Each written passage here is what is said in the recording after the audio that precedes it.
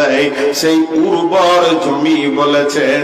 3 নম্বরে আল্লাহর নবী বলছেন পৃথিবীর সেরা সম্পদ হলো মহিলা। তাহলে মেয়েদের 3 রকম নাম, পুরুষের শুধু 1 রকম নাম, পুরুষ মার শেষ। এদেরকে 3 রকম বলা হলো কেন? আলাদা আলাদা ব্যাখ্যা। এদের কাছে 3 ধরনের কাজ পাওয়া যায়।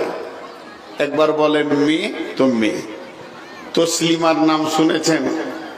মারা গেল, বাংলাদেশের লেখিকা। জি, খুব নোংরা নোংরা লিখে। ওর নামটা কি? কথা বলেন এতগুলি লোক, কি নাম? তসলিমা নাসরিন।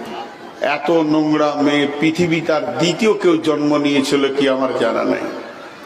ও এক জায়গায় লিখেছে পুরুষ মানুষ মানুষ, মেয়ে মানুষ মানুষ, মেয়ে মানুষ বনাম পুরুষ মানুষ বনাম মানুষ।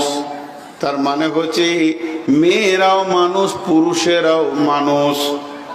অতএব মেয়েদের ডিউটি আলাদা হবে, পুরুষের আলাদা হবে, কোনোদিন হবে না। সংসারকে কম্পেয়ার করে চলতে হবে, একে অপরে আপোষ করে নিতে হবে। একদিন মেয়েটা রাঁধবে, একদিন ছেলেটা রাঁধবে, একদিন মেয়েটা মার্কেটে যাবে, একদিন ছেলেটা মার্কেটে যাবে, একদিন ছেলেটা কাপড় সাফ করবে, একদিন মেয়েটা কাপড় সাফ করবে। তবেই না এটা হচ্ছে সুখের জীবন। কিন্তু কোরআন বলেছে মেয়েরা খিদমত করবে, পুরুষ ইনকাম করবে। এটা ভুল করেছে, নালায়েক কোরআনের ভুল ধরতে গেছে। শুধু তাই নয়, এটাও সে বলেছে নারী পুরুষ সমান ভাবে কম্পেয়ার করে চলবে। একদিন মেয়েরা কেন পর্দায় থাকবে, এদেরকে কেন ঢেকে রাখা হবে? পুরুষ কেন ওপেন চলবে, খোলা থাকবে? এটা কোরআন মেয়েদের উপরে অন্যায় করেছে।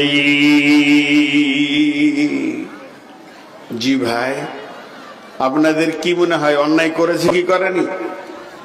করেছে। তসলিমাকে বলেন 2টো যুক্তি।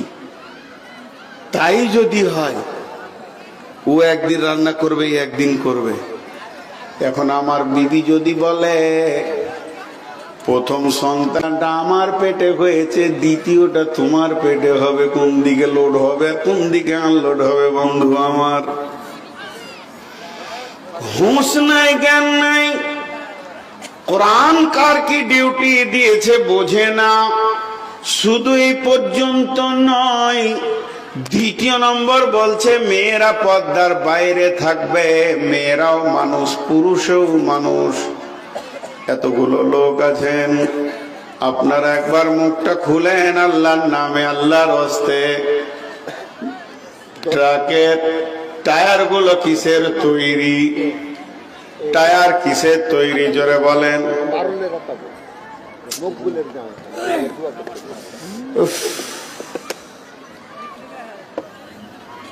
এইদিকে কেউ খাতা নিয়ে বসেন,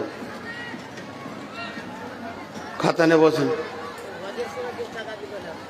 না, টাকা দিবে, টাকা বন্ধ হবে না, টাকা আসতে থাকবে। মাদ্রাসার ইনকামের জন্যই জালসা। হ্যাঁ, এইদিকে লিখলে আপনারা একবার মুখ খুলবেন, যেটা আমি জিজ্ঞেস করছি। টায়ার কিসের তৈরি? রবার না লোহা? টিউ কিসের তৈরি জোরে বলেন? টায়ার ও রবার, টিউ রবার বিজ্ঞান তৈরি করেছে। টিউ সারা জীবন পর্দায় থাকবে, টায়ার ওপেন থাকবে। তসলিমার মতো যদি ব্রেন হয় তাহলে বলবে টিউরে বহুদিন ভিতরে থাকলে একবার বাইরে আয়, কি অবস্থা হবে? বাস্ট হবে, লিক হবে, ছিঁড়ে যাবে, ফুটে যাবে, যা হবার হয়ে যাবে।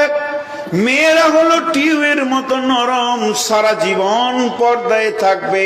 পুরুষ হলো টায়ারের মতো শক্ত, ই বাম্পারে পাথরে খালে মোকাবেলা করবে, সংসার চালাবে।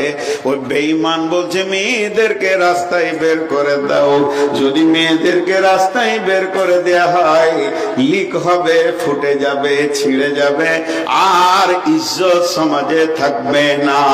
অতএব কোরআন যা বলেছেন তা সত্য এবং সেটাই ঠিক। তাই আমার রব বলছেন, আমি মেয়েদেরকে মেয়ে বানিয়েছি, পুরুষদেরকে পুরুষ বানিয়েছি। ডিউটিটা একটার উপর বলবো। অতএব মেয়েদের সবগুলোই মেয়ে, মেয়েদের হাড়গুলো মেয়ে। মেয়েদের হাড় পুরুষের হাড়ের সঙ্গে মিলবে না। মেয়েদের হাতের পাঁজটাও মেয়ে, পায়ের পাঁজটাও মহিলা, তাদের বডিটাও মহিলা, তাদের মন মানসিকতাও মহিলা, তাদের মিজাজও মহিলা, মাংসর পেশিগুলো মহিলা। পুরুষের সঙ্গে মিলবে না। তুলনামূলক পুরুষের ওজন বেশি, মেয়েদের ওজন হলো হালকা। অতএব বন্ধুরে, আমার রব বলেছেন তোরা মহিলা আর এরা হলো পুরুষ, কোনদিন মিজাজে মিলবে না। মিলবে? জোরে বলেন, মিলবে? হ্যাঁ, মিলবে না। দুটো মেয়েতে গল্প করছে ডাক বাংলায়, ধুলিয়ান ডাক বাংলায়, নাম করব না। আর এক বক্তা চা খেয়েছে, চা খেতে খেতে মুখে চালে ফক করে হেসে দিয়েছে। চাটা কেমন হবে? স্প্রে হয়ে বেরিয়ে। মৌলানা সাহেব হাসলেন কেন? ও আর চা খেতে খেতে মেয়েদের কথা ওর কানে পড়ে গেছে। একটা মেয়ে আর একটা মেয়েকে বলছে মুর্শিদাবাদের ভাষাতে, এগে বহি হারকে গুধার বা খুবই কড়া, ছেলেকে দেখতে পারে না, ছেলের উপরে খুব হিংসা, খালি পিটে যেতে ছেলেকে সহ্য করা যায় না গে বহি। একদিন স্কুল যেছে না তো পিটছে, ওর হুঁসতে ছেলে স্কুল যায়নি তো বাপ পিটছে, দে ছেলেকে হিংসা করছে। হাসি এমনি আসবে? কোন বাপ ছেলেকে হিংসা করে? জোরে বলেন। একটা বাপ গভীর রাত্রিতে ইট ভাটাতে কুলিগিরি করছে ছেলের জন্যে, রাস্তাঘাটে বিজনেস করে ছেলের জন্যে, বালু বইছে, ইট বইছে, কাদা বইছে ছেলের জন্যে। ওই ছেলে স্কুল যায়নি, আব্বা থাপ্পড় মেরেছে, তাই মায়ের দিলে লেগেছে। বলছে আমাদের গোধার বাপ, আমাদের ছেলের বাপ এত ছেলের ওপরে হিংসা করে, একদিন স্কুল না গেলে পিটে দেয়। তার মানে বলতে চাইছি, আমাদের ছেলের বাপের ছেলের উপরে কোনো মায়া নাই। বন্ধুরা আমার, একটা ইতিহাস শোনায়।